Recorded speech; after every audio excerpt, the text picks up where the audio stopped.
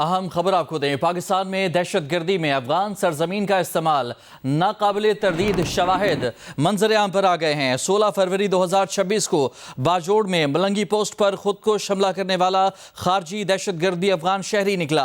खुद को हमलावर की शनाख्त खारजी अहमद उर्फ कारी अब्दुल्ला अबू जर के नाम से हुई, जो अफगानिस्तान के सूबा बल्ख का रिहायशी था। इसके अलावा खारजी अहमद उर्फ कारी अब्दुल्ला अबू जर तालिबान की स्पेशल फोर्स का हिस्सा भी रह चुका है। इस खुदकुश हमले में 11 सिक्योरिटी एहलकारों समेत 2 मासूम शहरी भी शहीद हुए थे। पाकिस्तान में दहशत गर्दी में अफगान शहरियों का मुलविस होना तालिबान रजीम की दहशत गर्दों की मुकम्मल सरपरस्ती और सहूलतकारी का वाज़ेह सबूत है। इसी पर बात करेंगे। दिफाई तज्ज़ियाकार ब्रिगेडियर रिटायर्ड राशिद वली हमारे साथ मौजूद हैं।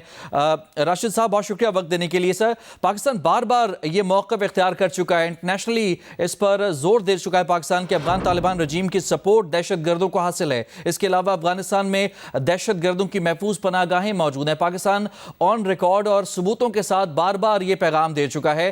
क्या इस पर रिस्पॉन्स होना चाहिए दुनिया का? देखिए, दुनिया का रिस्पॉन्स तो यही होना चाहिए कि अफगान तालिबान को प्रेशराइज करें, और वो पाबंद हैं जो यूनाइटेड नेशंस की रेजोल्यूशन है 1373, उसके मुताबिक उनका ये फर्ज बनता है कि अपनी सरजमीन को दहशत गर्दी की किसी भी एक्टिविटी के लिए इस्तेमाल होने से बचाएं। और अगर वो नहीं बचाते तो फिर पाकिस्तान ये हक महफूज रखता है कि वो खुद कोई एक्शन करे, क्योंकि पाकिस्तान पहले भी बार बार ये उनको एविडेंस दे चुका है सिफाती ज़राए और दीगर इंटेलिजेंस चैनल्स के ज़रिए, और अफगान तालिबान को ये बावर कराया जा चुका है।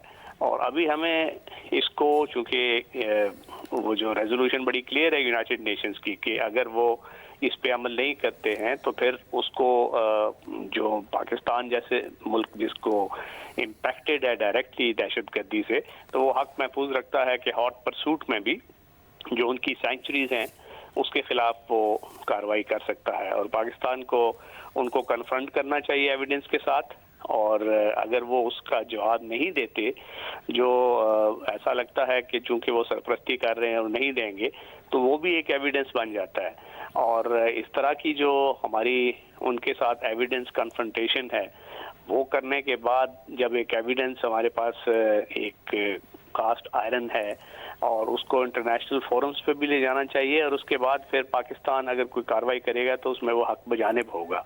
और इसमें अभी कोई शक नहीं रह गया कि दहशत गर्दी की मुकम्मल सरपरस्ती हो रही है। वहाँ पे ट्रेनिंग कैंप्स हैं जिससे वो कंप्लीट इग्नोर करते हैं उसको। और अफगान तालिबान के साथ जो ये फौज थी वो इस वक्त बिखर चुकी है, उसके जो शिराजा बिखरा हुआ है, और उसमें बेशतर लोगों ने जो दहशतगर्द ग्रोह हैं, ISIS है, अलकायदा है, ITIM है, उसको उन्होंने ज्वाइन किया हुआ है। और उस पर कुछ पता नहीं चलता कि वो अफगान सरपरस्ती में था या अफगान सरपरस्ती के बगैर वो उसने ज्वाइन किया है।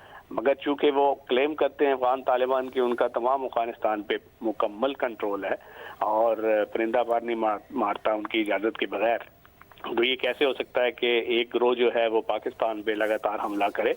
अब ऐसा लग रहा है कि उनको भारत के साथ भी उनके रवाबत हैं, और जो इंटेलिजेंस एजेंसी रॉ है वो भी उनको सपोर्ट दे रही है, और ये प्रॉक्सीज का जो जाल फैला हुआ है इसी की वजह से हमलों में शिद्दत आई है।